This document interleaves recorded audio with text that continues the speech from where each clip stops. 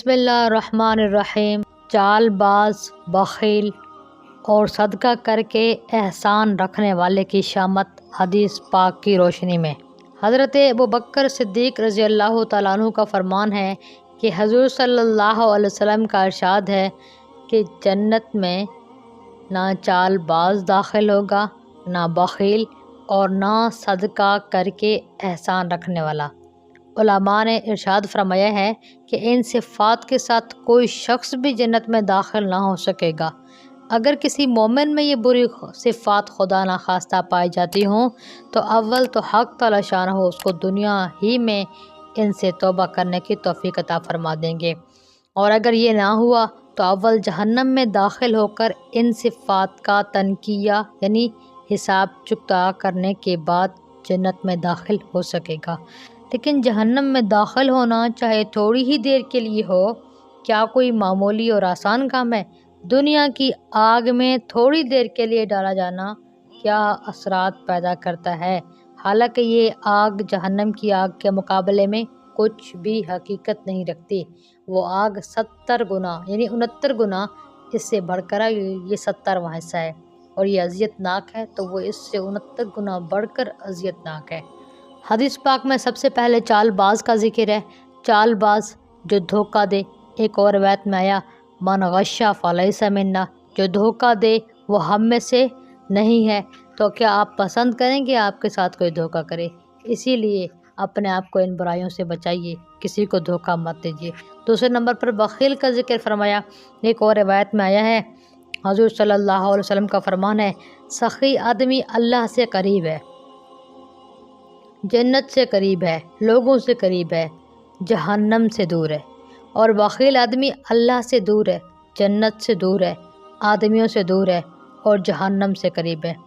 بے شک جاہل سخی اللہ کے نزدیک عابد بخیل سے زیادہ محبوب ہے۔ جاہل ہے، سخی ہے، اللہ کو زیادہ پسندیدہ ہے اس عابد سے جو بخیل ہے، کنجوس ہے۔ یعنی جو شخص اللہ کی عبادت بہت کثرت سے کرتا ہو، نوافل بہت لمبی لمبی پڑھتا ہو، اس سے وہ شخص اللہ کے نزدیک زیادہ محبوب ہے جو نوافل کم پڑھتا ہو لیکن سخی ہو۔ عابد سے مراد نوافل کی کثرت سے پڑھنے والا۔ فرائض کا پڑھنا تو ہر شخص کے لیے ضروری ہے، چاہے وہ سخی ہو یا نہ ہو۔ امام غزالی رحمۃ اللہ علیہ نے نقل کیا ہے کہ حضرت یحییٰ بن زکریا ایک نبی تھے۔ انہوں نے ایک مرتبہ شیطان سے دریافت فرمایا کہ تجھے سب سے زیادہ کون شخص محبوب ہے اور سب سے زیادہ نفرت کس سے ہے؟ تو شیطان نے کہا کہ مجھے سب سے زیادہ محبت مومن بخیل سے ہے اور سب سے زیادہ نفرت فاسق سخی سے ہے۔ انہوں نے فرمایا یہ کیا بات ہے؟ اس نے عرض کیا کہ بخیل تو اپنے بخل کی وجہ سے مجھے بے فکر رکھتا ہے، یعنی اس کا بخل ہی جہنم میں لے جانے کے لیے کافی ہے، مجھے ٹینشن نہیں ہے۔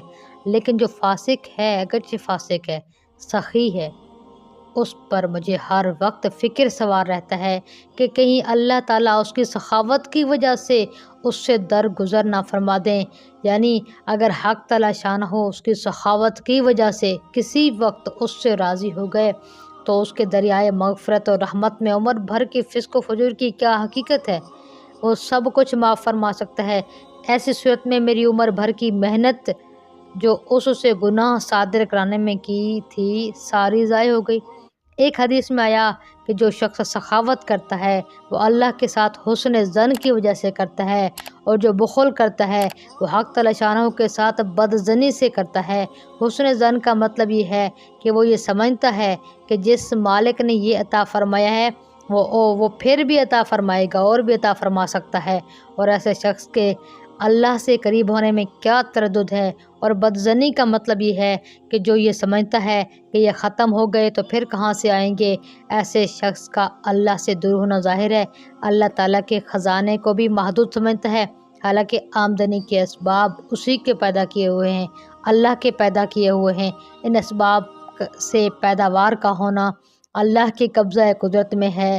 وہ نہ چاہے تو دکاندار ہاتھ پر ہاتھ رکھ کے بیٹھے، کاشتکار بوئے لیکن پیداوار نہ ہو، سب کچھ اسی کی عطا کردہ ہے، تو اسی کی راہ میں ہمیں خرچ کرنا چاہیے، دل کھول کے خرچ کرنا چاہیے۔ تیسرے نمبر پر ہے احسان جتلانے والا، احسان کرے صدقہ کر کے احسان رکھنے والا، کہ میں نے تیرے اوپر بڑا احسان کیا، حالانکہ دیا صدقہ ہے، صدقہ تو رب کے لیے دیا ہے، تو احسان نہ رکھیں، مہربانی فرمائیے۔ امید کرتی ہوں یہ قیمتی ترین باتیں آپ کی زندگی میں کہیں نہ کہیں بدلاؤ کا سبب ضرور بنیں گی۔ ہمیں دعاؤں میں یاد رکھیے گا۔ شکریہ۔